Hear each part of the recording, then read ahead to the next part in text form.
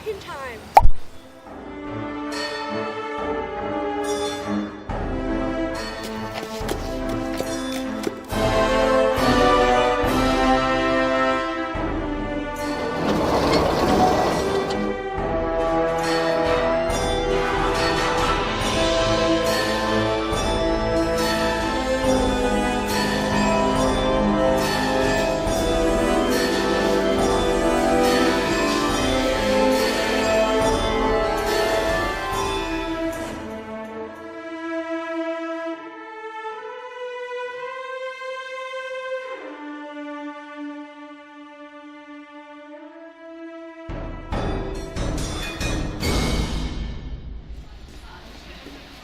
Today I've travelled back in time for your educational purposes only to the Victorian area of Bliss Hill.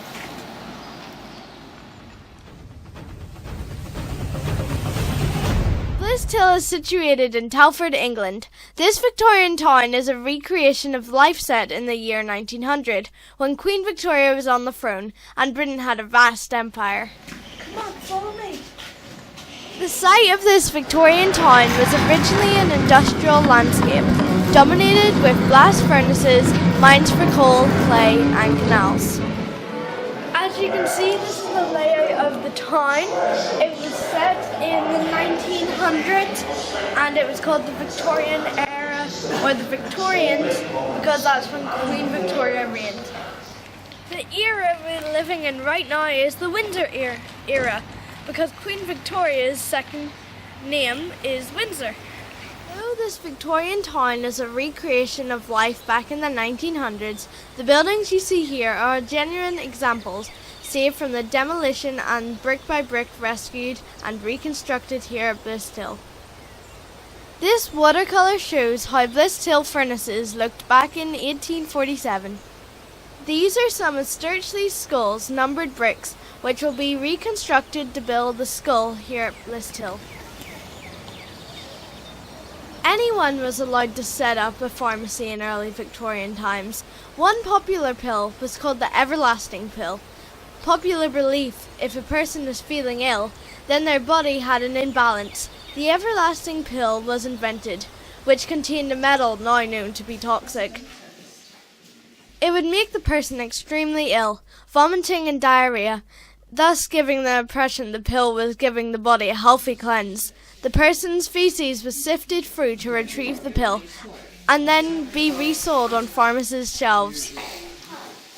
In dentistry, twigs were sometimes used as toothbrushes and dust or soot was used as toothpaste. This is how they advertise.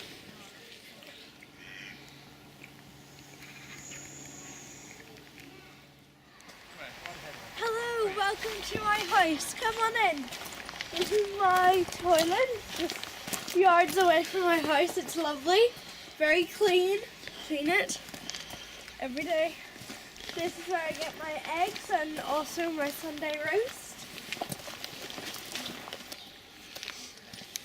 This is my bath. Come on inside. Well, originally it being a dirt floor, the roof and the cellars a new bit as well. Because originally it was just this bit of wall here which went that way, down and then up that way. So where the bricks are a new addition. But when they were added, we don't know. They could have been a week after, or it could have been 3 or 4 years after. It could have been that each generation that lived in it decided to, like we all do, don't we?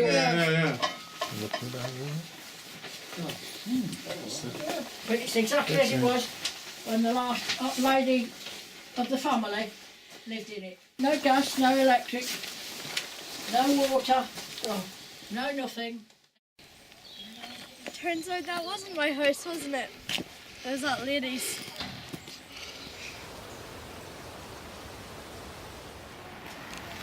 I'm going to change some new money into old money. The money used in Victorian England had been around several hundred years. It wasn't until 1971 that currency was divided into smaller units. The symbols used to express this currency was pounds, shillings and pence. In here is some candle dipping. This obviously isn't the actual candle making factory, although there is one on site, which is rebuilt from reclaimed bricks. But as I'm visiting in winter, other attractions, demonstrations are held in summer. Here's your yellow. Give it to there. Count to 4.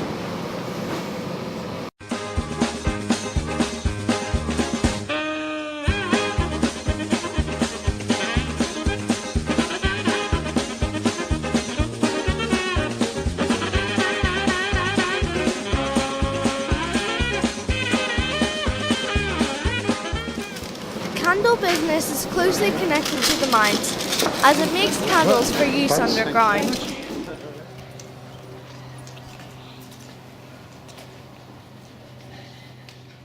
This is a water bowl for dogs.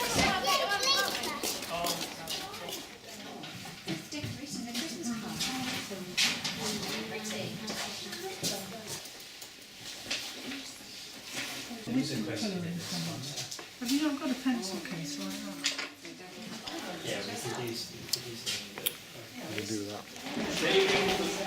This is a Victorian goose box.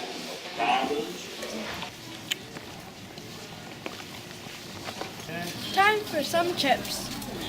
This is a copy of a chip shop around 1860.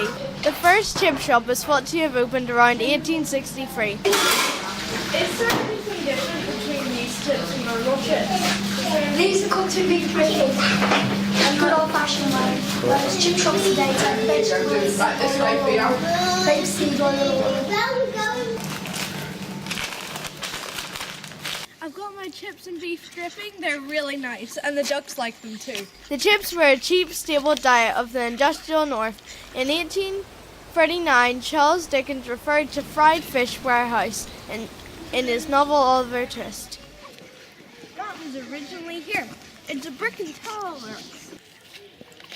I'm walking past a mine, which over the years brought up coal, ironstone and clay. I'm passing the locksmiths, a sawmill, carpenter's workshop and the candle factory, all rebuilt, either brick by brick or with timber, dating mid-1800s. You can walk into these areas in summer months here at Bliss Hill, often finding demonstrations going on. Now we're going to go to the school. In 1833, Parliament authorised sums of money to be supplied for the construction of schools for poor children in England and Wales. Teaching was mostly parrot fashion, with very little scope of discovery to develop talent. With an emphasis on learning to read and write, there were more female teachers than male. This was due to the pay scale being very poor for teaching. The female teachers insisted on calling them miss and were very strict and scary. Discipline was huge, caning and slower pupils wearing dunce caps and having to stand in the corner. Children who were left-handed was made to write with their right hand. Let's get some shortbread. Traditionally made shortbread. I got some homemade all butter shortbread. Gonna try it. It's very soft. Not soft, but it's not like crunchy, not like crumbly. Definitely butter.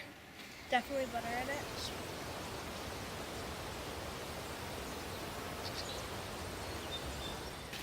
You see that there? That's the original building of the blast burners. The men, well the teams of men, put iron ore at the top and then it would blast out with fire. In the summer over there's a little fair, but it's not open right now because it's only open in the summer. So that's why we're going to go on the clay mine train. Got a few of the original features, one of them being the mine shaft at the top of the hill there where the grinding engine is. Next to that we've got the canal, that's also original, that was built in 1792, very long time ago. And then next on the other side of the canal is the remnants of the brickworks and tile works. Now, the mine shaft here is one of the oldest things on the site. I know it's just a hole in the ground, but it's a very, very old hole. It was first sunk here in 1780. 1780! That's just 1 year after the iron bridge was constructed. Here there's still clay mining, because if we didn't have the clay mining industry, or even mining in general, the site we're on today, folks, wouldn't exist. Wouldn't be here. And you found this stuff. blue clay. They make blue bricks out of this. But blue clay is also known as engineering clay. Now this stuff is very robust, very tough.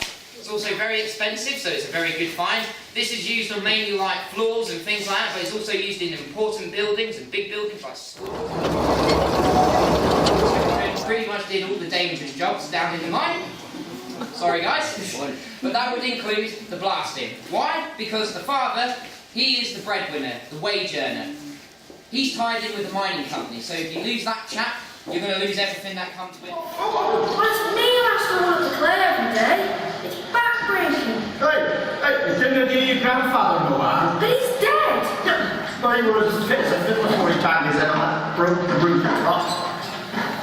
Anyways, moving instead will make a man of you. Father! Rats! Get away! Jack's found my cans! Oh, no, get yourself gone, everybody. Don't be more gas. We went on the cave thing and, well, not exactly like Disneyland. You went into this tunnel. It was all on the same level. It was all on the same level. You didn't go down or anything. And just this really rickety train. And then there's just like a shadow show. Moving on. This is your typical Victorian house. Remember, you might have about 15 kids in here.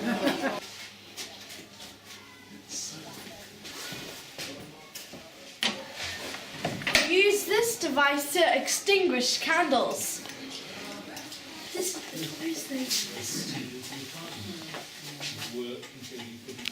is how people amuse themselves.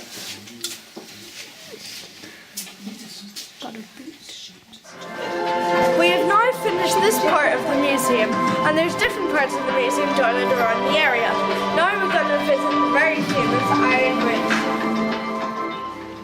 Just 5 minutes away from the Victorian town, we passed a few other museums, and that led us to Iron Bridge with the River Severn. Come on, let's walk across the Iron Bridge. The museum that we visited today was this one, Blitz Hill Victorian Town. Now we're at Iron Bridge and Hull House. They actually made the iron for Iron Bridge up here. And this is River Severn. These are the other museums that we haven't visited today, but we should go back and visit them. Let's walk across the bridge. Okay, I'm now walking across Iron Bridge. The River Severn is the longest river in the UK. It played a vital role in the industrial era. The river linked the iron and coalfields of the Midlands with the Bristol Channel and beyond. Well, that was Iron Bridge. It used to be a dark blue colour, but now they've turned it into red. Do you see that white bit on the bottom? They're actually kind of fixing it. Well, that's the end of this vlog. It's bye from me, and subscribe for more educational content.